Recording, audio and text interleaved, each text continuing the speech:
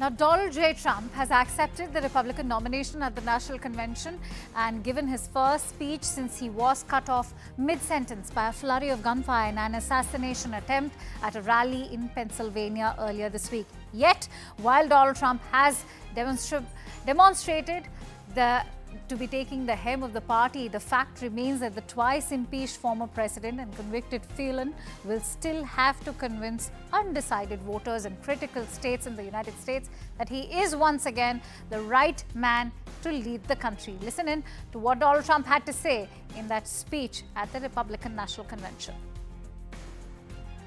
We will return law and order to our streets, patriotism to our schools, and importantly, we will restore peace, stability, and harmony all throughout the world. But to achieve this future, we must first rescue our nation from failed and even incompetent leadership. We have totally incompetent leadership. This will be the most important election in the history of our country.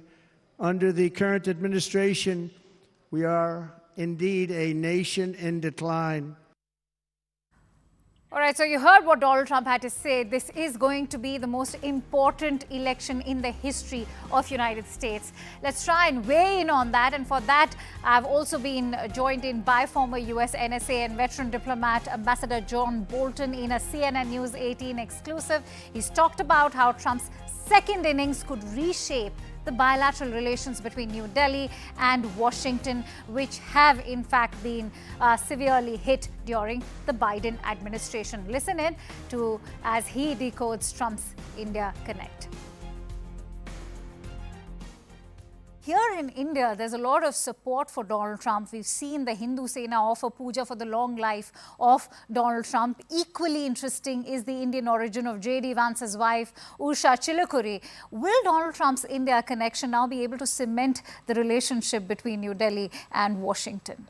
Well, I think it certainly would be an amazing signal, and it's evidence of how American democracy works as we have populations of people who have come to this country, maintain for very good reasons close ties to their country of origin or their ancestors' countries of origin. I think it strengthens America, and I think strengthening the India-U.S. relationship should be a high priority, whether it's a Trump administration or a Biden administration.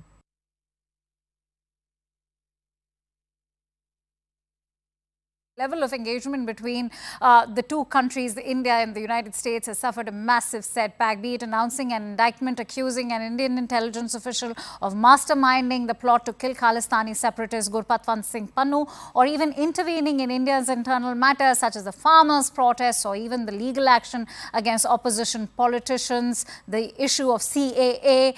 Their interventions have become a valid concern for New Delhi. Now contrast that with relations under the Trump administration. Do you see bilateral relationship between New Delhi and Washington getting reshaped in case Donald Trump comes for a second time?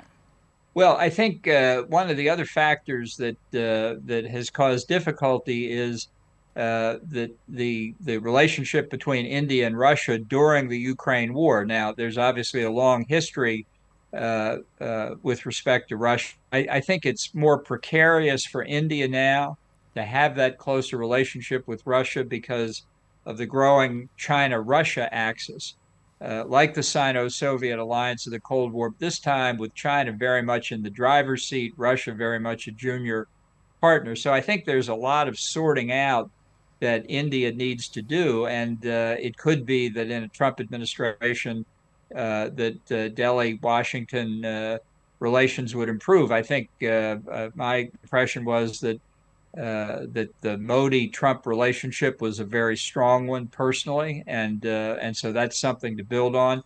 But I also think that India and the U.S. have to come to a closer understanding of how to deal with China. I think the Asian Quad that was put together and really reinvigorated by sadly now deceased Japanese Prime Minister Shinzo Abe, Japan, India, Australia, the U.S., it's a good vehicle to have conversations about that.